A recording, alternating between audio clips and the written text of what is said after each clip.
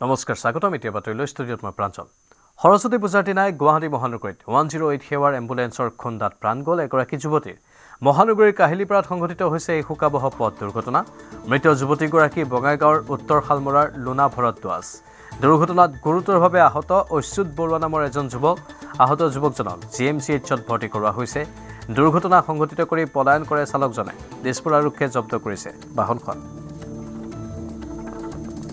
এখন 108 এম্বুলেন্সে যি দুৰ্ঘটনা সংঘটিত কৰিছিল আৰু এগৰাকী ছোৱালীৰ মৃত্যুবৰণ বা নিহত হৈছে বুলি জানিব পাৰিছোঁ আমি সদৌ অসম 108 মৃত্যুঞ্জয় কৰ্মচাৰী সন্থা পৰিয়ালৰ পৰা মৃতকৰ পৰিয়াললৈ সমবেদনা জ্ঞাপন কৰিছোঁ লগতে ক'ব বিচাৰিছোঁ যে সদৌ অসম 108 মৃত্যুঞ্জয় কৰ্মচাৰী সন্থাৰ কৰ্মচাৰী ইয়াত জড়িত নহয় ইয়াত জড়িত হৈছে একমাত্ৰ জিপিকে ইএমআৰআই এই কোম্পানীটো গাফিলতিৰ বাবে আমি যেতিয়া কৰ্মবিৰতিত আহিছিলোঁ সেই সময়ত বাৰে বাৰে আপোনালোকৰ সংবাদ মাধ্যমৰ যোগেদি উত্থাপন কৰি আহিছিলোঁ যে অপ্ৰশিক্ষণপ্ৰাপ্ত অনভিজ্ঞ চালকৰ দ্বাৰা গাড়ীসমূহ গতাই দিয়া হৈছে এই গাড়ীসমূহ এনেদৰে চলোৱাৰ বাবে আজি এনেদৰে দুৰ্ঘটনা সংঘটিত হৈছে 25 ফেব্ৰুৱাৰীৰ পাছতহে প্ৰকাশ পাব বিজেপিৰ প্ৰাৰ্থী তালিকা শীঘ্ৰে ৰাজ্যিক বিজেপিয়ে দিল্লীলৈ প্ৰেৰণ কৰিব প্ৰাৰ্থী পেনেল পৰ্যায়ক্ৰমে অনুমোদনৰ বাবে প্ৰেৰণ কৰিব প্ৰাৰ্থী পেনেল বিজেপিৰ কেন্দ্ৰীয় কমিটিয়ে ঘোষণা কৰিব চূড়ান্ত প্ৰাৰ্থী তালিকা চিপাঝাৰত এই ঘোষণা ৰাজ্যিক সভাপতি দিলীপ শইকীয়াৰ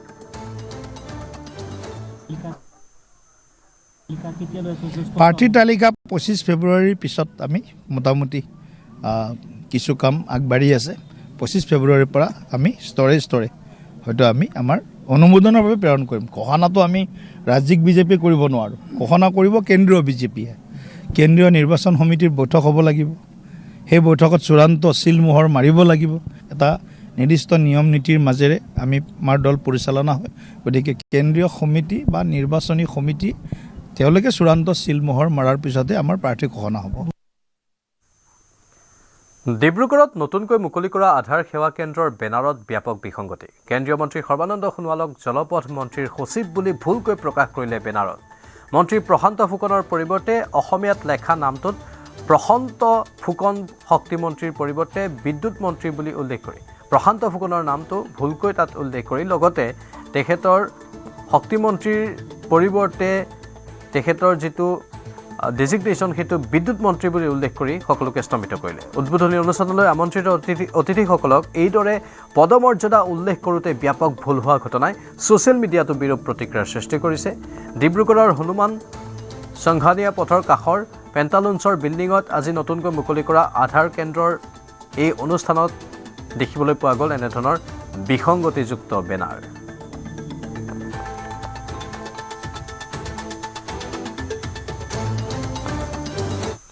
25 জানুৱাৰীত ভাৰত আৰু নিউজিলেণ্ডৰ মাজত তৃতীয়খন টি20 মেচ বৰখাপাৰাৰ ষ্টেডিয়ামত অনুষ্ঠিত হ'ব ভাৰত নিউজিলেণ্ডৰ খেল কাইলৈ বিয়লি 5 বজাত গুৱাহাটীত উপস্থিত হ'ব দুয়োটা দল কোনো ধৰণৰ আগতীয়া অনুশীলনত ভাগ নলয় দল দুটাই ইতিমধ্যে দুখন খেলত জয়েৰে শৃংখলা দখল কৰিছে ভাৰতে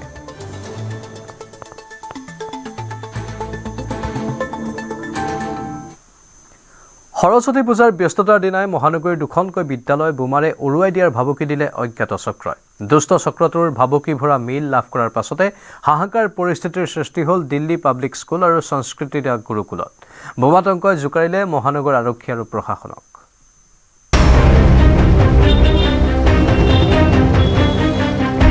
সৰস্বতী পূজাৰ দিনাই মহানগৰীৰ বিদ্যালয়ত বোমাৰে দুখন বিদ্যালয় উৰুৱাই দিয়াৰ ভাবুকি দুষ্ট চক্ৰৰ বিদ্যালয়ত বোমাতংকৰ পৰিণতিত গড়চুকত হাহাকাৰ দিল্লী পাব্লিক স্কুল আৰু সংস্কৃতি গুৰুকুলত বোমাতংক 400 মিটাৰ ব্যৱধানতে আছে গুৱাহাটীৰ আগশাৰীৰ এই বিদ্যালয় দুখন শুকুৰবাৰে সৰস্বতী পূজাৰ আয়োজনত ব্যস্ত থকাৰ মাজতে স্কুল দুখনৰ কৰ্তৃপক্ষই পালে দুষ্ট চক্ৰৰ ইমেইল দিল্লী পাব্লিক স্কুল আৰু সংস্কৃতি গুৰুকুলত বোমা সংস্থাপনৰ দাবী কৰিলে চক্ৰটোৱে সেই ইমেইল পোৱা মাত্ৰকে স্কুল কৰ্তৃপক্ষই খবৰ দিলে গড়চুক আৰক্ষীক একে সময়তেই দুখন স্কুলৰ পৰা বোমাতংকৰ খবৰ পোৱা মাত্ৰকে ঘটনাস্থলীলৈ ৰাওনা হ'ল আৰক্ষীৰ দল। আৰক্ষীক সহযোগ কৰিলে বোমা নিষ্ক্ৰিয় কৰা বাহিনীৰ লগতে ডগ স্কোৱাডেও। আৰক্ষীৰ বিশাল বাহিনীয়ে তন্নকৈ তালাচী চলালে দুয়োখন স্কুলত। কিন্তু দীৰ্ঘ সময় ধৰি তালাচী চলোৱাৰ পাছতো স্কুল দুখনত উদ্ধাৰ নহ'ল বোমাজাতীয় সামগ্ৰী, যাৰ বাবে আতংকৰ মাজত হস্তম হৈ সৰস্বতী পূজাভাগ সম্পন্ন কৰিব পাৰিলে স্কুল দুখনে। বোমাতংকৰ মাজতো দিল্লী পাব্লিক স্কুল আৰু সংস্কৃতিতা গুৰুকুলত চলি থাকিল সৰস্বতী পূজা। ছাত্ৰ ছাত্ৰী আৰু শিক্ষকৰ লগতে সৰস্বতী পূজাত অংশ ল'লে বহু অভিভাৱকে। সৰস্বতী পূজাৰ দিনা দিল্লী পাব্লিক স্কুল আৰু সংস্কৃতিতা গুৰুকুলৰ দৰে দুখন আগশাৰীৰ বিদ্যালয়ত বোমা সংস্থাপনৰ দাবী কৰা চক্ৰটোৰ সন্ধানত অভিযান আৰম্ভ কৰিছে আৰক্ষীৰ চাইবাৰ সেলে। বশিষ্ঠৰ পৰা Utpal Halai report, news 18 Assam north east. প্ৰকৃততে গুৱাহাটী মহানগৰীৰ বিদ্যালয়ত বোমাতংকৰ আঁৰত ৰূপন কুমাৰ ধৰ নামৰ ব্যক্তিগৰাকী। শুকুৰবাৰে গুৱাহাটীৰ প্ৰতিখন ব্যক্তিগত খণ্ডৰ বিদ্যালয়লৈ ৰূপন কুমাৰ ধৰে প্ৰেৰণ কৰিছিল ভাবুকি ভৰা ইমেইল। ৰূপন কুমাৰ ধৰক বিচাৰি মহানগৰ আৰক্ষীয়ে আৰম্ভ কৰিছে অভিযান। ধৰৰ বাবে গুৱাহাটীত ধৰ মাৰ। ধৰক ধৰিবলৈ মহানগৰ আৰক্ষী তৎপৰ। ধৰৰ সম্পূৰ্ণ নাম ৰূপন কুমাৰ ধৰ। শুকুৰবাৰে পুৱা ৰূপন কুমাৰ ধৰৰ নামত গুৱাহাটীৰ প্ৰতিখন ব্যক্তিগত খণ্ডৰ বিদ্যালয়লৈ আহিছিল ইমেইল। সৰস্বতী পূজা চলি থাকোঁতেই দুপৰীয়া 1 বজাত বোমাৰে স্কুল উৰুৱাই দিয়াৰ ভাবুকি দিছিল ইমেইলত। কিন্তু সৰস্বতী পূজাত স্কুল বন্ধ থকাৰ বাবে বোমা বিস্ফোৰণৰ ভাবুকিৰে ইমেইল অহাৰ কথা গমেই নাপালে বহু বিদ্যালয় কৰ্তৃপক্ষই। মেইলটো অফিচিয়েল মেইলটো তেওঁলোকে চোৱা চিতা কৰিছে, তেওঁলোকে গম পাইছে। আৰু কিছুমান স্কুলত বা কিছুমান অনুষ্ঠানত মানে শিক্ষা অনুষ্ঠানত এইটো আহিছে, তেওঁলোকে চেক কৰা নাই, গতিকে গম পোৱা নাই। কিন্তু আমি যিবিলাকতে আমি গম পাইছোঁ আৰু তাৰ লগতে যিবিলাকত অহা নাই, তেনেকুৱা ধৰণে অহাও নাই, সেই সকলোতে আমি গৈ পেলাই আমি ভিজিট কৰিছোঁ আৰু সকলোকে আমি আশ্বস্ত কৰিছোঁ যে এনেকুৱা ধৰণৰ কোনো চিটুৱেশ্যন নাই। সৰস্বতী পূজাৰ আনন্দ ম্লান কৰাৰ লক্ষ্যৰে দেশ বিৰোধী চক্ৰই বিয়পাই দিয়া আতংকত কাণ দিবলৈ স্কুল কৰ্তৃপক্ষৰ লগতে অভিভাৱকলৈ আহ্বান ডিচিপি নুমল মাহাতৰ। সৰস্বতী পূজাৰ দিনাখনে এটা পৰিৱেশটো ম্লান কৰিবৰ কাৰণে তেওঁলোকে চেষ্টা চলাইছিলে। এইটো সম্পূৰ্ণ ভুৱা আৰু ইয়াত কোনো ধৰণৰ যাতে আপোনালোকে এই বিষয়টোত যাতে গুৰুত্ব নিদিয়ে আৰু সমূহ ছাত্ৰ ছাত্ৰীৰ লগতে অভিভাৱকসকলে সম্পূৰ্ণ নিশ্চিতভাৱে তেওঁলোকে সেই পূজা উপভোগ কৰক। ইমেইলেৰে বোমা সংস্থাপনৰ ভাবুকি দি সৰস্বতী পূজাৰ দিনা আৰক্ষীৰ লটিঘটি কৰা ৰূপন কুমাৰ ধৰক বিচাৰি চলিছে তীব্ৰ অভিযান। আৰক্ষীৰ চাইবাৰ সেলে ঠিকনা উদ্ধাৰৰ চেষ্টা চলাইছে ৰূপন কুমাৰ ধৰৰ। ৰূপন কুমাৰ ধৰক ধৰিব পাৰিলেই উৎখাত হ'ব অসম অস্থিৰ কৰাৰ চক্ৰান্ত কৰা দুষ্ট চক্ৰটো। বশিষ্ঠৰ পৰা Utpal Halai report, news 18 Assam north east. মঙলদৈৰ 16টা মন্দিৰত দুৰ্বৃত্তই মূৰ্তি ভাঙি লণ্ডভণ্ড কৰাৰ চাঞ্চল্য মাৰ নৌজাওঁতেই মহানগৰীৰ কেইবাখনো ব্যক্তিগত বিদ্যালয় বোমাৰে উৰুৱাই দিয়াৰ ভাবুকি দিলে দুষ্ট চক্ৰই। প্ৰশ্ন উঠিছে, নিৰ্বাচনৰ পূৰ্বে অসম অস্থিৰ কৰাৰ পৰিকল্পনা কৰিছে নেকি জাতি বিদেশী কোনো চক্ৰই? মহানগৰী বিদ্যালয়ত বোমাতংকৰ ঘটনাৰ আঁৰত কোন? আৰক্ষীৰ তদন্তত চাঞ্চল্যকৰ তথ্য। কেৱল এখন দুখন নহয়, মহানগৰীৰ বহু বিদ্যালয়লৈ আহিল বোমাৰে উৰুৱাই দিয়াৰ ভাবুকিৰে ইমেইল। আৰক্ষীৰ সন্দেহ, সৰস্বতী পূজাৰ আনন্দ ম্লান কৰিবলৈ একাংশ অসম বিদ্বেষীয়ে ৰচিছিল নেকি এই ব্লু প্ৰিণ্ট? সৰস্বতী পূজাৰ দিনাখনে এটা পৰিৱেশটো ম্লান কৰিবৰ কাৰণে তেওঁলোকে চেষ্টা চলাইছিলে। এইটো সম্পূৰ্ণ ভুৱা আৰু ইয়াত কোনো ধৰণৰ যাতে আপোনালোকে এই বিষয়টোত যাতে গুৰুত্ব নিদিয়ে আৰু সমূহ ছাত্ৰ ছাত্ৰীৰ লগতে অভিভাৱকসকলে সম্পূৰ্ণ নিশ্চিতভাৱে তেওঁলোকে সেই পূজা উপভোগ কৰক। অনুষ্ঠানত এইটো আহিছে, তেওঁলোকে চেক কৰা নাই, গতিকে গম পোৱা নাই। কিন্তু আমি যিবিলাকতে আমি গম পাইছোঁ আৰু তাৰ লগতে যিবিলাকত অহা নাই, তেনেকুৱা ধৰণে অহাও নাই, সেই সকলোতে আমি গৈ পেলাই আমি ভিজিট কৰিছোঁ আৰু সকলোকে আমি আশ্বস্ত কৰিছোঁ যে এনেকুৱা ধৰণৰ কোনো চিটুৱেশ্যন নাই। প্ৰশ্ন হয়, যদি আৰক্ষীৰ সন্দেহ সঁচা হয় তেন্তে সৰস্বতী পূজাৰ দৰে ধৰ্মীয় অনুষ্ঠানৰ উৎসাহত কোনে চেষ্টা কৰিছিল পানী ঢলাৰ? লক্ষণীয়ভাৱে মাত্ৰ এদিন পূৰ্বে হিন্দু বিদ্বেষী এক শক্তিয়ে মঙলদৈত একে নিশাই ভাঙিছিল 16টা মন্দিৰৰ মূৰ্তি। শেহতীয়াকৈ ধৰ্মীয় সাম্প্ৰদায়িক ৰাজনীতিয়ে অসম গ্ৰাস কৰাৰ সময়ত অসমত হিন্দু বিদ্বেষী শক্তিয়ে পৰিস্থিতি বিক্ষিপ্ত কৰি তোলাৰ পৰিকল্পিত চেষ্টা চলাইছে নেকি? 26ৰ নিৰ্বাচনৰ পূৰ্বে অসম অশান্ত কৰি গৃহ বিভাগৰ মূৰৰ কামোৰণি তোলাৰ যত্ন কৰিছে নেকি এই শক্তিয়ে? মাত্ৰ 2টা দিন পূৰ্বে মহানগৰীৰ ধীৰেনপাৰাত সংঘটিত হৈছিল এক অভূতপূৰ্ব ডকাইতিৰ ঘটনা। মহিলাৰ মুখত পিষ্টল ভৰাই ধন লুটি নিয়া এই ডকাইতি কাণ্ডৰ পম খেদি আৰক্ষীয়ে বৰপেটাৰ পৰা কৰায়ত্ব কৰিছিল জেহেৰুল হক আৰু ৰাতুল মালিক নামৰ ডকাইত দুটাক। যি দুই ডকাইতে কথা পাতিছিল হিন্দী ভাষাত। হিন্দী ভাষাটো যাতে তেওঁলোকে মানে যেনেকৈ ধৰক কোনোবা চুবুৰীয়া ৰাজ্যৰ মানুহে যেনেকৈ ব্যৱহাৰ কৰে, সেইধৰণে ব্যৱহাৰ কৰি এটা তেওঁলোকে দেখাব বিচাৰিছে যে তেওঁলোকে বেলেগ ৰাজ্যৰ হয় বুলি। অসমতে থাকি অসম বিদ্বেষী শক্তিয়ে অসম অশান্ত কৰাৰ পৰিকল্পনাৰ অংশ বিশেষ নেকি এনেবোৰ ঘটনা? প্ৰশ্নবোৰে ভবাই তুলিছে বহুজনক। Bureau' report, news 18 Assam north east. 24 ঘণ্টা নহওঁতে পুনৰ ধীৰেনপাৰাত চোৰে চলালে অভিযান। ধীৰেনপাৰা টিলাৰ ত্ৰিদেৱ ইলেক্ট্ৰিকেলছ আৰু মা শান্তি জুৱেলাৰীত চোৰে চলালে লুটপাট। ফটাশিল আমবাৰী আৰক্ষী থানাত এজাহাৰ দাখিল কৰিছে বিপণীৰ স্বত্বাধিকাৰী।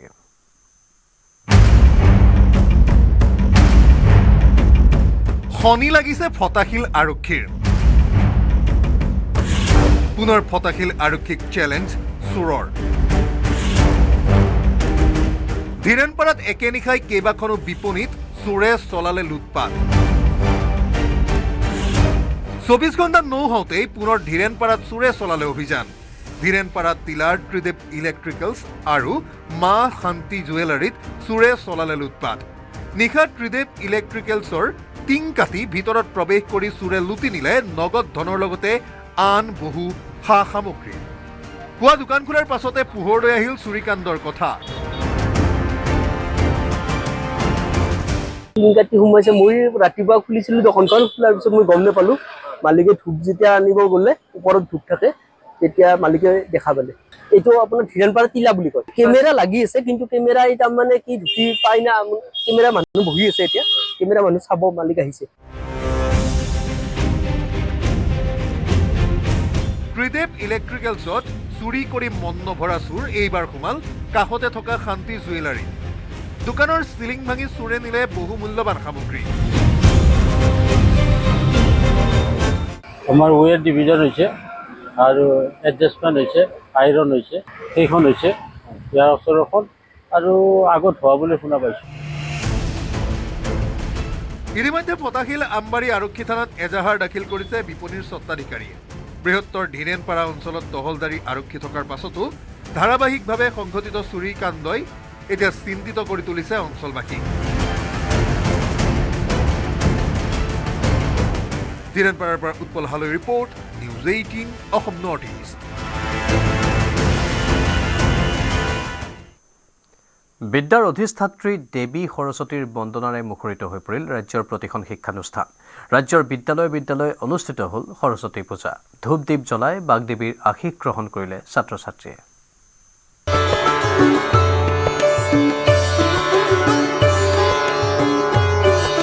সৰ্বত্ৰ সৰস্বতীৰ অৰ্চনা, বাগদেৱীৰ বন্দনাত বিভোৰ বহুজন। মন্ত্ৰোচ্চাৰণেৰে মুখৰিত হ'ল ৰাজ্যৰ প্ৰতিখন শিক্ষানুষ্ঠান।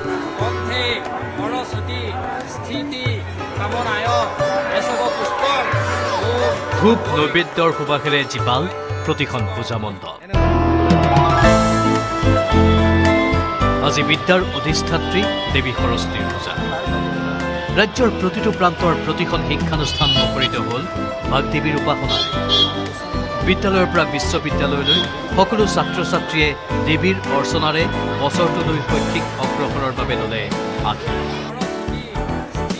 পুৰোহিতৰ মন্ত্ৰৰে ধূপ ধূনাৰ সুগন্ধই চৌপাশ আৱৰি জীপাল হৈছে প্ৰতিখন মণ্ডপ। এই দৃশ্য ঢেকীয়াজুলিৰ ভঙা মন্দিৰ শংকৰদেৱ শিশু নিকেতনত ছাত্ৰ ছাত্ৰীয়ে ৰংঘৰৰ আৰ্হি নিৰ্মাণ আৰু লোক সংস্কৃতিৰ প্ৰদৰ্শনেৰে পাতিলে সৰস্বতী পূজা।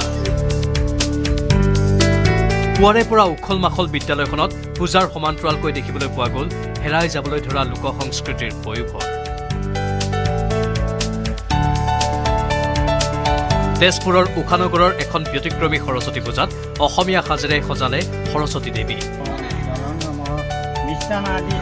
পূজা মণ্ডপস্থলীত জুবিন গাৰ্গকো সুঁৱৰিলে ৰাইজে।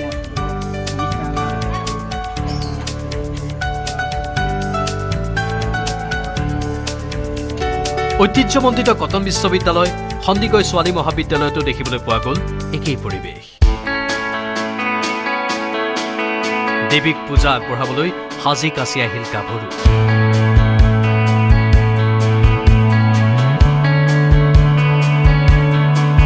সৰস্বতী পূজা বুলি নিজক ধুনীয়াকৈ সাজি ওলাই আহিল এইসকল গাভৰু। গাভৰুৰ সমানে সমানে সকলো শিক্ষা প্ৰতিষ্ঠানলৈ পৰম্পৰাগত সাজ পৰিধানেৰে পূজালৈ আহিল ডেকাসকল। মুখত মিচিকীয়া হাঁহিৰে আন্তৰিকতাৰে আগবঢ়ালে পূজা। একেই উৎসাহেৰেই ধেমাজি, নগাঁও, কোকৰাঝাৰকে ধৰি ৰাজ্যৰ উজনিৰ পৰা নামনিলৈ চলিল আৰাধনা। Bureau report, news 18, Assam north east. মহানগৰীৰ বিৰুবাৰীৰ পাঞ্চজন্য সংঘতো পালন কৰা হয় সৰস্বতী পূজা। জুবিন গাৰ্গৰ সোঁৱৰণত অনুষ্ঠিত হয় শ্ৰদ্ধাঞ্জলি অনুষ্ঠানত সংগীত পৰিৱেশন কৰে বিহুগীতৰ সম্ৰাট খগেন গগৈয়ে। অঞ্চলটোত মাদক দ্ৰব্যৰ বিৰুদ্ধে এক সজাগতা সভাও অনুষ্ঠিত কৰা হয়।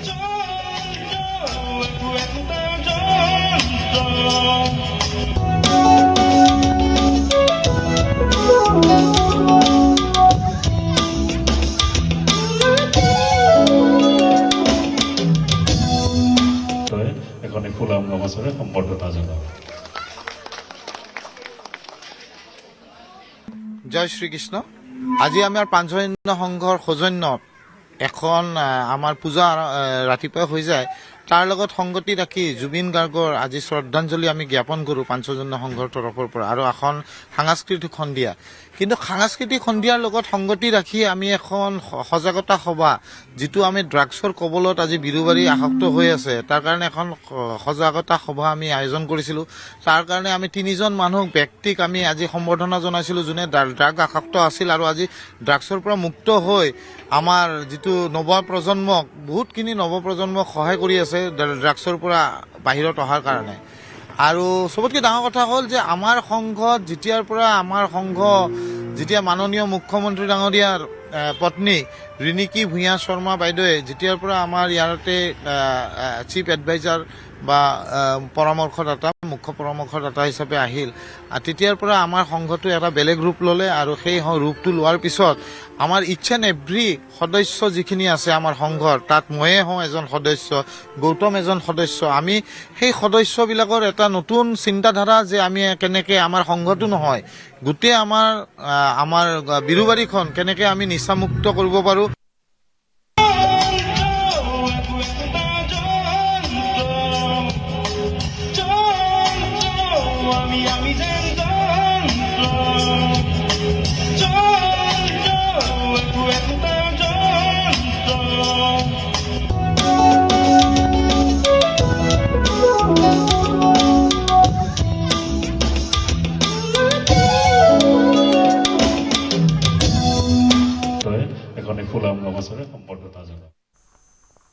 ৰাষ্ট্ৰীয় ঘাইপথ নহয়, এইবাৰ ব্ৰহ্মপুত্ৰৰ ওপৰত নিৰ্মিত দলঙত স্থাপন হ'ব টোলগেট।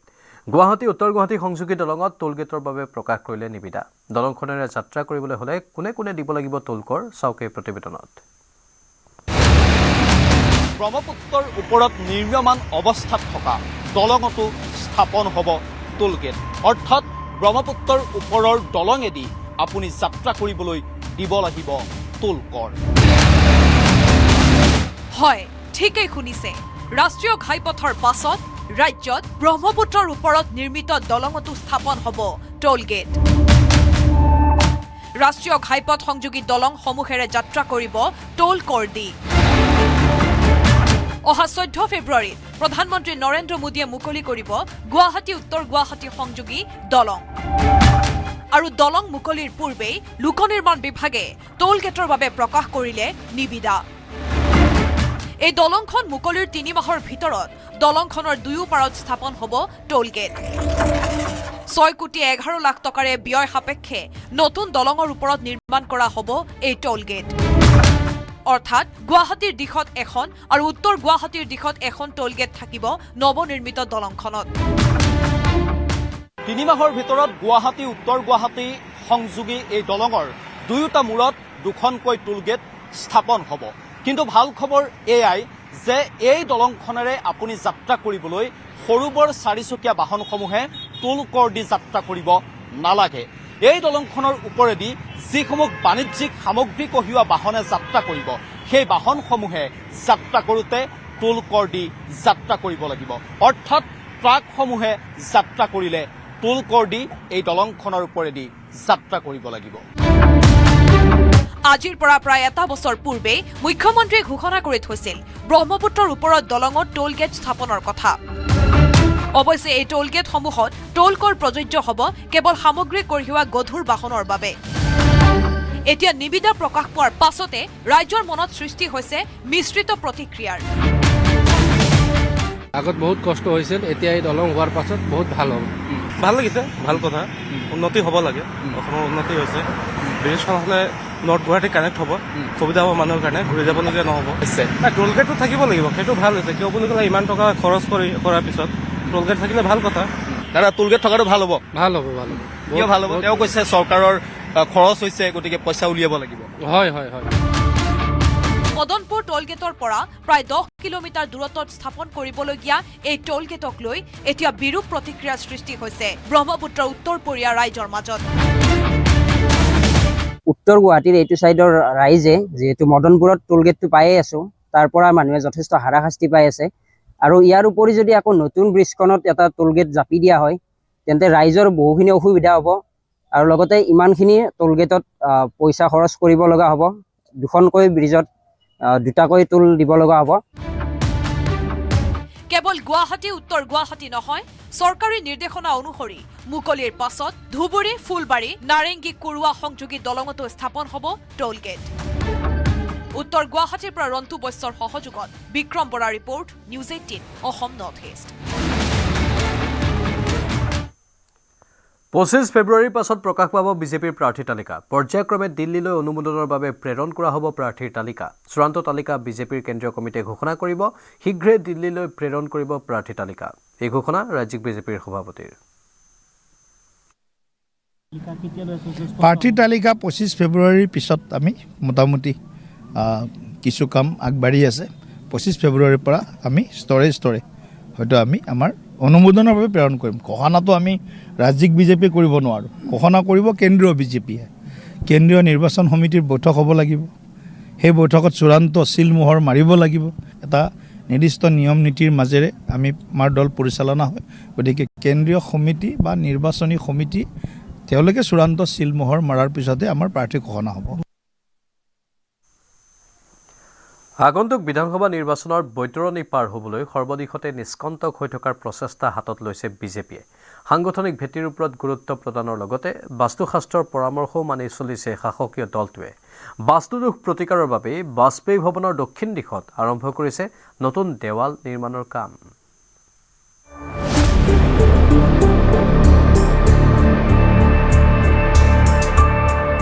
বাস্তুদোষৰ ভয়ত ত্ৰস্তমান অসম বিজেপি।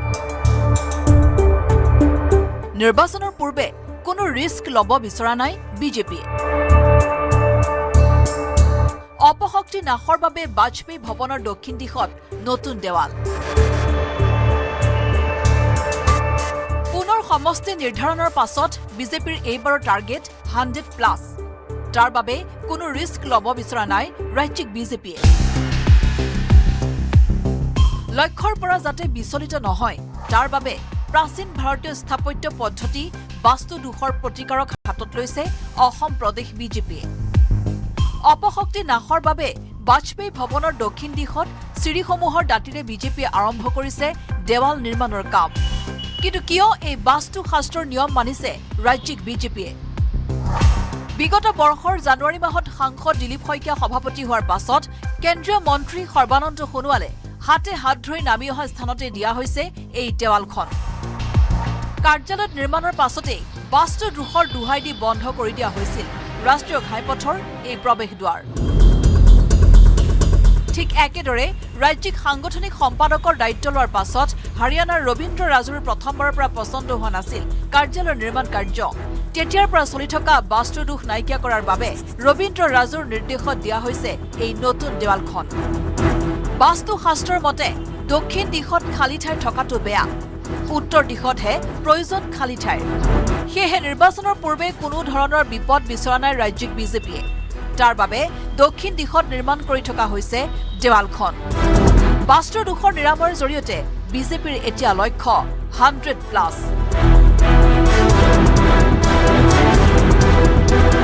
বশিষ্ঠৰ পৰা উৎপল হালৈৰ সহযোগত হীৰকজ্যোতি মালাকাৰৰ report, news 18 Assam north east.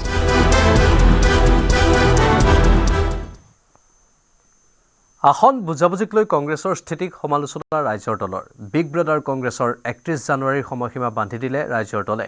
Deadline মতে আসনৰ বুজাবুজি নহ'লে এককভাৱে প্ৰাৰ্থী তালিকা ঘোষণা কৰিব ৰাইজৰ দলটোৱে। বিগ ব্ৰাদাৰ কংগ্ৰেছৰ স্থিতিক লৈ নাৰাজ বিৰোধী ঐক্য। মিত্ৰতাক লৈ কংগ্ৰেছক অন্তিম ডেডলাইন ৰাইজৰ দলৰ। 31 জানুৱাৰীৰ ভিতৰত মিত্ৰতা চূড়ান্ত কৰক, অন্যথা অকলে নিৰ্বাচন খেলিব ৰাইজৰ দলে। বিধানসভা নিৰ্বাচনলৈ মাজত মাত্ৰ 1.5 মাহ বাকী। তেনে ক্ষেত্ৰত বিগ ব্ৰাদাৰ কংগ্ৰেছৰ ভূমিকাক লৈ নাৰাজ বিৰোধী ঐক্য। বৰ অসম কাৰ্যসূচীৰে শদিয়াৰ পৰা ধুবুৰীলৈ ঘূৰিছে প্ৰদেশ কংগ্ৰেছৰ সভাপতি গৌৰৱ গগৈ। কিন্তু মিত্ৰতাৰ আসন বুজাবুজিৰ আলোচনা কৰিবলৈ সময় নাই গৌৰৱ গগৈৰ।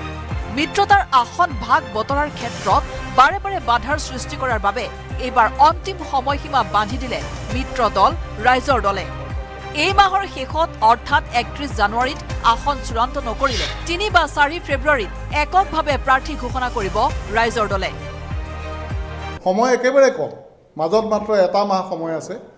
গতিকে আমি আমাৰ দলৰ ফালৰ পৰা এই কথা স্পষ্ট কৰিব খোজোঁ যে 31 তাৰিখৰ ভিতৰত ভাগ বতৰা, আসনৰ ভাগ বতৰা সম্পূৰ্ণ কৰিব লাগে। সময় একেবাৰে কম, এইখিনি সময়ৰ ভিতৰত আপোনালোকে সিদ্ধান্ত লওক। নহ'লে কিন্তু 31 তাৰিখৰ পিছত আমি এককভাৱে আমাৰ প্ৰাৰ্থিত্ব ঘোষণা কৰিবলৈ বাধ্য হ'ম। মিত্ৰতা হওক বা নহওক 40টা বিধানসভা সমষ্টিৰ বাবে কুচকাৱাজ আৰম্ভ কৰিছে অখিল গগৈৰ ৰাইজৰ দলে। তাৰে 27টা সমষ্টিৰ প্ৰাৰ্থী তালিকা প্ৰথমে প্ৰেৰণ কৰিছে বিগ ব্ৰাদাৰ কংগ্ৰেছলৈ। কিন্তু পৰৱৰ্তী সময়ত 20টা সমষ্টি প্ৰদানৰ দাবী ৰাইজৰ দলৰ। প্ৰয়োজন সাপেক্ষে এই সমষ্টি কেইটাটো এৰাধৰা কৰিব দলটোৱে। আমি ৰাইজৰ দলে 40টাতকৈ অধিক সমষ্টিত আমাৰ প্ৰস্তুতি চলি আছে। তাৰ বাবে ইতিমধ্যেই আমাৰ দলৰ টিকেট প্ৰত্যাশীসকলে ইতিমধ্যে আবেদন পত্ৰ সংগ্ৰহ কৰিছে। আমাৰ দলৰ বৰ্ধিত কাৰ্যনিৰ্বাহকক অনুমোদন জনাইছে যে 20খন আসন পালেও আমি আমাৰ মিত্ৰতাত আমি থাকিম বা আমি মিত্ৰতাত একেলগে লগ লাগি আমি বিজেপিৰ বিৰুদ্ধে যুঁজিব বিচাৰোঁ। এতিয়ালৈকে ইতিমধ্যে কংগ্ৰেছ নেতৃত্বক প্ৰদানো কৰা গৈছে। এইসমূহৰ মাজতেই নিৰ্বাচনৰ দিন চমু চাপি অহাৰ লগে লগে ৰাইজৰ দলত যোগদানৰ বাবে মন মেলিছে বৰ্তমানৰ 2 বিধায়কে। 17-18 ফেব্ৰুৱাৰীত ৰাইজৰ দলত যোগদান কৰিব 2 বিধায়কে। ইয়াৰ উপৰি 5জন বিধায়কৰ সৈতে যোগাযোগ চলি আছে যোগদানৰ বাবে। অহা 17 ফেব্ৰুৱাৰী তাৰিখে বৰ্তমান অসম বিধানসভাৰ এজন বিধায়কে ৰাইজৰ দলত যোগদান কৰিব। 18 ফেব্ৰুৱাৰীত অন্য এজন বিধায়কে আমাৰ দলত যোগদান কৰিব। 2জন বিধায়কে আমাক দলত যোগদানৰ নিশ্চিতি ইতিমধ্যে প্ৰদান কৰিছে। আৰু 4-5জন বিধায়কৰ আমাৰ লগত সঘন যোগাযোগ চলি আছে। যিকোনো মুহূৰ্তত এইসকল বিধায়কৰ আমাৰ দলত যোগদান হ'ব পাৰে। এতিয়া প্ৰশ্ন হয়, মিত্ৰতাৰ কথা কোৱা কংগ্ৰেছৰ এই স্থিতিয়ে অকলে নিৰ্বাচন খেলাৰ ক্ষেত্ৰত বাধ্য কৰিব নেকি আন বিৰোধী দলসমূহক? এতিয়া অপেক্ষা মাত্ৰ কেইটামান দিনৰ। হীৰকজ্যোতি মালাকাৰৰ report, news 18 Assam north east. ক্ৰীড়া প্ৰেমীৰ বাবে ভাল খবৰ। মহিলা ক্ৰিকেটাৰসকলৰ বাবে মুকলি কৰা হ'ল বিশেষ একাডেমি। হিমালয় ৱেলনেছ আৰু RCB মহিলা দলে যৌথ সহযোগত মুকলি কৰিছে একাডেমি প্ৰতিভাশালী মহিলা ক্ৰীড়া ক্ষেত্ৰত প্ৰৱেশৰ বাবে এই একাডেমিখনে দিব নতুন সুযোগ RCB মহিলা দলটো প্ৰত্যক্ষভাৱে প্ৰৱেশৰ বাবে বাট মুকলাব এই একাডেমিখনে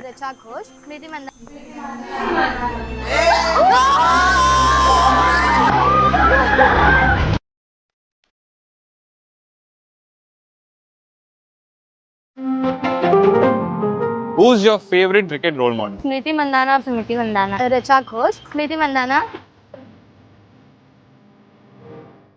We at Himalaya are bringing the Himalaya Wonder Woman Initiative, an initiative where we get girls across the country to meet, experience, interact with their role models so that they can be the next Wonder Woman of India.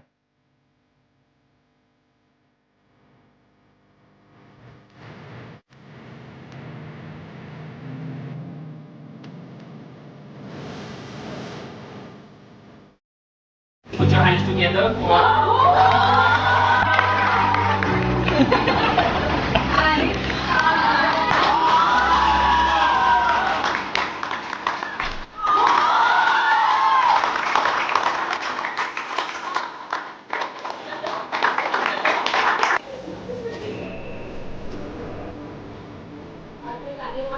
Spinning with your index finger is very important because that's where you get that extra rip and then you get that extra revolutions on the ball. You have to be very agile, be quick on the field. High back flip, then you can hit more big sixes. So yeah.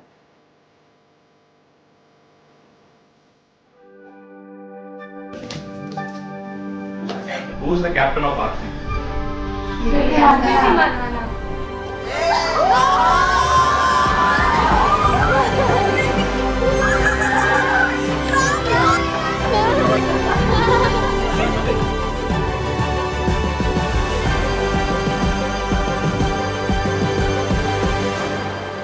Whatever you do, not only cricket, उसके साथ जो training होती है, जो hard work होता है, वो सब एंजॉय करना.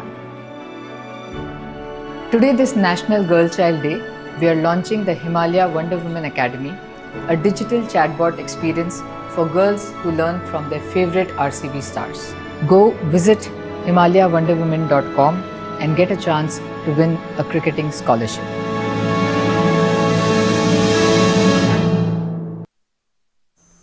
বদৰুদ্দিন আজমলৰ সমালোচনাৰ পাছতে অখিল গগৈক উভতি ধৰিলে AIUDFৰ নেতাই অখিল গগৈ আজমলৰ বুঢ়া আঙুলিৰো সমান নহয় বুলি কটাক্ষ কৰে AIUDFৰ নেতা মতিউৰ ৰহমানে ইফালে সংখ্যালঘু অধ্যুষিত সমষ্টিত কংগ্ৰেছ আৰু AIUDFৰ মাজতে প্ৰতিদ্বন্দ্বিতা হ'ব বুলি দাবী কৰে মতিউৰ ৰহমানে অখিল গগৈৰ বিৰুদ্ধে আক্ৰমণাত্মক AIUDFৰ নেতা আজমলৰ বুঢ়া আঙুলিৰ সমানো নহয় অখিল গগৈ ৰাইজৰ দলৰ সভাপতিৰ বিৰুদ্ধে সৰব মতিউৰ ৰহমান AIUDFৰ দুৰ্গত মুখ্যম আঘাত হানি ব্যাপক নিৰ্বাচনী তৎপৰতা ৰাইজৰ দলৰ সভাপতি অখিল গগৈ মূলতঃ আজমলক টাৰ্গেট কৰি নিৰ্বাচনী প্ৰচাৰ অখিল গগৈ বাৰম্বাৰ AIUDFক টাৰ্গেট কৰি লৈছে ৰাইজৰ দলৰ সভাপতিজনে অখিল গগৈৰ এই কাৰ্যক কিন্তু সহজভাৱে লোৱা নাই AIUDFৰ নেতাসকলে অখিল গগৈৰ সমালোচনা AIUDFৰ নেতা মতিউৰ ৰহমানৰ AIUDFক ধুলিসাৎ কৰি দিয়াৰ ক্ষমতাটো তেওঁৰ নাই যেহেতু সমস্যা আমাৰ সমাধান হোৱা নাই গতিকে দলটো তেওঁ ৰুটলেছ কৰি দিব কিয় বা কেনেকৈ পাৰিব তেওঁ এইবিলাকতো তেওঁৰ মিছা আস্ফালন অখিল গগৈতো বদৰুদ্দিন আজমল সাহেবৰ এটা আঙুলিৰ সমানো নহয় ৰাজনৈতিকভাৱে তেওঁৰ যিটো স্থিতি তেওঁৰ যিটো খোপনি অসমত আজি সমাজ জীৱনত তেওঁৰ যিটো অৱদান তো অখিল গগৈৰ নিচিনা মানুহে আজি বদৰুদ্দিন আজমল সাহেবক নি পেলাই কিবা গামোচাৰে নে কিহেৰে বান্ধি পেলাই ব্ৰহ্মপুত্ৰ নদীত পেলাই দিয়ে এইবিলাক কথাটো অতিৰিক্ত বহুবল্কী মানুহৰ যি প্ৰৱণতা থাকে এইটো তেনেকুৱা ধৰণৰ কথা সংখ্যালঘুৰ প্ৰধান সমষ্টিত কংগ্ৰেছ আৰু AIUDFৰ মাজতে প্ৰতিদ্বন্দ্বিতা হ'ব বুলি দাবী মতিউৰ ৰহমানৰ ৰাইজৰ দলক এক প্ৰকাৰ ফেক্টৰ নহয় বুলিয়ে উল্লেখ কৰিলে AIUDFৰ নেতাজনে এইটো বাৰ্গেনিং পইণ্ট এটা এইটো অখিল গগৈ অলপ চতুৰ মানুহ হিচাপে তেখেতৰ এটা বাৰ্গেনিং পইণ্ট আৰু যে সংখ্যালঘু অধ্যুষিত এলেকাত মোৰ অলপ বেছ আছে এতিয়া নিৰ্বাচন হলে ধুবুৰীত ৰকিবুল হুছেইন পৰাস্ত হ'ব বুলি তাৎপৰ্যপূৰ্ণ মন্তব্য মতিউৰ ৰহমানৰ ৰকিবুল হুছেইনক এইবাৰ ধুবুৰী ৰাইজে প্ৰত্যাখ্যান কৰিব বুলি মন্তব্য বদৰুদ্দিন আজমল সাহেবৰ এক সভাগৰ এক ভাগো নহয় ৰকিবুল হুছেইন সেইটো আজি মানুহে আজি ৰকিবুল হুছেইনক ভোট দিয়া নাই। দিল্লীত নৰেন্দ্ৰ মোদীক আঁতৰাই ৰাহুল গান্ধীক প্ৰধানমন্ত্ৰী বনোৱাৰ কাৰণে ভোট দিছে। আজিৰ দিনত লোকসভা নিৰ্বাচন হলেতো ধুবুৰীত বদৰুদ্দিন আজমল সাহেব কমেও 15 লাখ ভোটৰ ব্যৱধানত বিজয়ী হ'ব। এনেদৰে এতিয়া ৰাইজৰ দলৰ সভাপতিৰ লগতে কংগ্ৰেছৰ বিৰুদ্ধে আক্ৰমণাত্মক AIUDFৰ নেতা। নগাঁৱৰ পৰা নীলোৎপল বৰাৰ report, news 18 Assam north east. নিজকে অতি চতুৰ বুলি ভবা বৰাকৰ AIUDF বিধায়ক কৰিমউদ্দিন বৰভূঞাৰ বেয়া দিন আৰম্ভ হৈছে। না ইপাৰ না সিপাৰ অৱস্থা এতিয়া কৰিমউদ্দিনৰ। ফেব্ৰুৱাৰীত অগপত যোগ দিম বুলি সপোন দেখি থকা কৰিমৰ বাবে এক প্ৰকাৰ বন্ধ হৈ পৰিল অগপৰ দুৱাৰ। কৰিমউদ্দিনৰ বাবে বন্ধ অগপৰ দুৱাৰ। অগপৰ দুৱাৰ খুলিবলৈ কৰিমউদ্দিনৰ হাতত নাই চাবি কাঠি। না ইপাৰ না সিপাৰ হৈ দিক বিদিক হেৰুৱাইছে কৰিমউদ্দিনে। কৰিমউদ্দিন দালাল বুলিহে চৰ্চা চলিছে অগপৰ ভিতৰ চৰাত। কৰিমউদ্দিনক লৈ অগপৰ ভিতৰ চৰাত অসন্তুষ্টি। 100 গৰু মাৰিলে বাঘৰো মৰণ আৰু এতিয়া বহু চতুৰালি কৰি মৰণ মিলিছে AIUDFৰ বিধায়ক কৰিমউদ্দিন বৰভূঞাৰ। বিগত 1 বছৰৰ পৰা বদৰুদ্দিন আজমলৰ সংগ এৰিবলৈ ঠেং দাঙি আছিল কৰিমে। ক্ষমতাৰ বাবে অগপত যোগদান প্ৰায় ফাইনেল বুলি ইংগিত দি আহিছিল কৰিমে। কিন্তু সময় বাগৰাৰ লগে লগে কথাবোৰ সলনি হ'ল আৰু গপত গংগাটোপ হৈ থকা কৰিমউদ্দিনৰ দুৰ্দশাৰ সময় আহিল। অৰ্থাৎ এক প্ৰকাৰ বন্ধ হৈ পৰিল কৰিমউদ্দিনৰ বাবে অগপৰ দুৱাৰ। খবৰ অনুসৰি অগপৰ ভিতৰ চৰাত ব্যাপক অসন্তুষ্টি কৰিমউদ্দিনক লৈ। বহু নেতাই বিৰোধিতা কৰিছে কৰিমউদ্দিনৰ অগপত যোগদানৰ। আৰু দলীয় অসন্তুষ্টিৰ পাছতেই কেন্দ্ৰীয় নেতৃত্বই প্ৰায় বন্ধ কৰি দিছে কৰিমৰ বাবে অগপৰ দুৱাৰ। কেন্দ্ৰীয় নেতৃত্বৰ সেউজ ইংগিতৰ পাছতে সমষ্টিটো কৰিমউদ্দিনক প্ৰত্যাহ্বান জনাবলৈ সাজু অগপৰ তৃণমূলৰ নেতা কৰ্মী। কৰিমউদ্দিনক দালাল আখ্যা দিলে প্ৰাৰ্থিত্ব প্ৰত্যাশী আয়েশা চুলতানাই। আয়েশাই স্পষ্টকৈ কৈছে অগপলৈ ক্ষমতাৰ বাবেহে আহিব বিচাৰে কৰিমউদ্দিন। কিন্তু ভাবি থকা মতে অগপত যোগ দিব নোৱাৰিব কৰিমউদ্দিনে। सुनाई समष्टि के लोग उन लोग को बहुत दुख मिला लास्ट 5 ईयर से। एजीपी पार्टी में आके वो कुछ देने के लिए नहीं आ रहे, एजीपी पार्टी से लेने के लिए आ रहे। और ऐसे लोग अगर पार्टी में आएंगे, इतने जिन लोगों का नाम असम में एज ए दलाल बोल के लिया जाता है, तो ये बहुत दुख की बात है। ऐसे लोग आने से पार्टी का खराबी होगा, पार्टी का खराबी होगा डेफिनेटली। ये लोग कुछ देने के लिए नहीं आ रहे, कुछ लेने के लिए आ रहे। আয়েশাই স্পষ্ট কৰি দিছে তেওঁ সেউজ সংকেত পাইছে কেন্দ্ৰীয় নেতৃত্বৰ আৰু সেই অনুসৰি কৰিমউদ্দিনক এইবাৰ সোণাই সমষ্টিৰ পৰা বিদায় দিবলৈ কুচকাৱাজ আৰম্ভ কৰিছে। আয়েশাৰ মতে দালালিৰ বাহিৰে সমষ্টিৰ কোনো উন্নয়ন নকৰিলে কৰিমউদ্দিনে। कोई भी पार्टी से वो सुनाई में खेल ले, दिस टाइम उनको डिफीट मिलने वाला है, वो हारेंगे किसी भी पार्टी से वो खेल ले, that is sure. Ayesha Sultana भी डिफीट करेगा इंशाल्लाह, डेफिनेटली। এতিয়া কৰিমউদ্দিনেও হয়তো ভালদৰে বুজি পাইছে অতীত টেঙৰৰ ডিঙিত দোল। AIUDFে বা এই বহু বল্কী বিধায়কজনক কেনেকৈ গ্ৰহণ কৰে সেয়া হ'ব লক্ষণীয়। গুৱাহাটীৰ পৰা Bikram Bora report, news 18 Assam north east. পুনৰ অসম ভ্ৰমণলৈ আহিব প্ৰধানমন্ত্ৰী নৰেন্দ্ৰ মোদী। 14 ফেব্ৰুৱাৰীত প্ৰধানমন্ত্ৰীগৰাকীয়ে মুকলি কৰিব গুৱাহাটী উত্তৰ গুৱাহাটী সংযোগী দলং। এই কথা জনালে মুখ্যমন্ত্ৰী হিমন্ত বিশ্ব শৰ্মাই।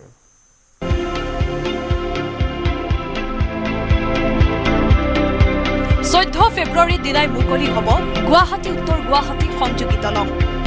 দলং মুকলি কৰিবলৈ 14 ফেব্ৰুৱাৰীৰ দিনাই পুনৰ গুৱাহাটীলৈ আহিব প্ৰধানমন্ত্ৰী মোদী। মুখ্যমন্ত্ৰীয়ে ব্যক্ত কৰিলে এই সম্ভাৱনা। ফেব্ৰুৱাৰী মাহত প্ৰধানমন্ত্ৰী ডাঙৰীয়া সম্ভাৱনা আছে দ্বিতীয়বাৰলৈ অসম ভ্ৰমণৰ বাবে অহাৰ। মহাবাহু ব্ৰহ্মপুত্ৰ নদীৰ ওপৰত থকা দলঙৰ তালিকাত এখন দলঙৰ নাম সন্নিৱিষ্ট হোৱাৰ পথত। গুৱাহাটী উত্তৰ গুৱাহাটী সংযোগী এই দলঙৰ নামকৰণ কৰা হৈছে কুমাৰ ভাস্কৰ বৰ্মা সেতু। ইতিমধ্যে মুকলি কৰা হৈছে দলংখনৰ সৈতে সংযুক্ত কৰা দক্ষিণ পাৰৰ বৃহৎ এলিভেটেড কৰিডৰ। যে 14 ফেব্ৰুৱাৰীত প্ৰধানমন্ত্ৰী নৰেন্দ্ৰ মোদী অসমলৈ অহাৰ সম্ভাৱনা আছে। মুখ্যমন্ত্ৰী হিমন্ত বিশ্ব শৰ্মাই ইতিমধ্যে ছুইজাৰলেণ্ডৰ পৰা ডাভছৰ পৰা ফেচবুক লাইভ যোগে সেই কথা ঘোষণা কৰিছে আৰু 14 ফেব্ৰুৱাৰীতেই প্ৰধানমন্ত্ৰী নৰেন্দ্ৰ মোদীয়ে এই দলংখন ৰাজ্যবাসীক গুৱাহাটীবাসীক উপহাৰ দিয়াৰ সম্ভাৱনা আছে। ফেব্ৰুৱাৰী মাহৰ মাজভাগত প্ৰধানমন্ত্ৰীৰ হাতেৰে দলংখনৰ মুকলি কৰাৰ কথা ইতিমধ্যে প্ৰকাশ কৰিছে মুখ্যমন্ত্ৰী ডক্টৰ হিমন্ত বিশ্ব শৰ্মাই। 14 ফেব্ৰুৱাৰী তাৰিখে প্ৰধানমন্ত্ৰী নৰেন্দ্ৰ মোদী ডাঙৰীয়া গুৱাহাটীলৈ আকৌ এবাৰ অহাৰ সম্ভাৱনা আছে। 14 ফেব্ৰুৱাৰী তাৰিখে তেখেত গুৱাহাটীলৈ আহিলে গুৱাহাটী উত্তৰ গুৱাহাটীৰ মাজত সংযোগী ব্ৰহ্মপুত্ৰৰ ওপৰৰ বিশাল দলংখন তেখেতে উদ্বোধন কৰিব। 3030 কোটি টকাৰ ব্যয় সাপেক্ষে নিৰ্মাণ হৈছে দলংখন। 6 লেন বহল আৰু 1.24 কিলোমিটাৰ দীঘল হ'ব দলংখন। ইতিমধ্যে 95% কাম সমাপন হৈছে দলংখনৰ। দলংখনত থকা 132ডাল বিশেষ কেবুলে দূৰৈৰ পৰাই শুৱনি কৰি তুলিছে দলংখনক। সংস্থাপন কৰা হৈছে 132ডাল এক্সট্ৰা ড'জ কেবল। এই যিখন গুৱাহাটী উত্তৰ গুৱাহাটী সংযোগী ব্ৰহ্মপুত্ৰৰ ওপৰত দলং নিৰ্মীয়মান অৱস্থাত আছে। 14 ফেব্ৰুৱাৰীত প্ৰধানমন্ত্ৰী নৰেন্দ্ৰ মোদীয়ে এই দলংখন মুকলি কৰি দিব। নিৰ্মাণ সম্পূৰ্ণ হৈ উঠিলে গুৱাহাটী উত্তৰ গুৱাহাটী সংযোগী দলঙে দিব গুৱাহাটীক নতুন মাত্ৰা। প্ৰসাৰিত হ'ব গুৱাহাটী মহানগৰী। এই দলংখনে গুৱাহাটী উত্তৰ গুৱাহাটীৰ মাজৰ স্থলপথৰ দূৰত্ব কেইবা কিলোমিটাৰ কমাই আনিব। পূৰ্বতে শৰাইঘাট দলঙৰ ওপৰেৰে যোৱাৰ পৰিৱৰ্তে পোনপটীয়াকৈ যাতায়াত কৰিব পাৰিব সাধাৰণ ৰাইজে। লগতে বিপদজনক নৌকা যাত্ৰাকো আওকাণ কৰিব পাৰিব দলংখনৰ জৰিয়তে। উত্তৰ গুৱাহাটীৰ লগতে নামনি অসমৰ বহু গুৰুত্বপূৰ্ণ অঞ্চলৰ বাবে বিশেষ হ'ব পাৰে কুমাৰ ভাস্কৰ বৰ্মা সেতু। গুৱাহাটীৰ পৰা Priyabrata Gogoi report, news 18 Assam north east. Jorhat Madhuban পথ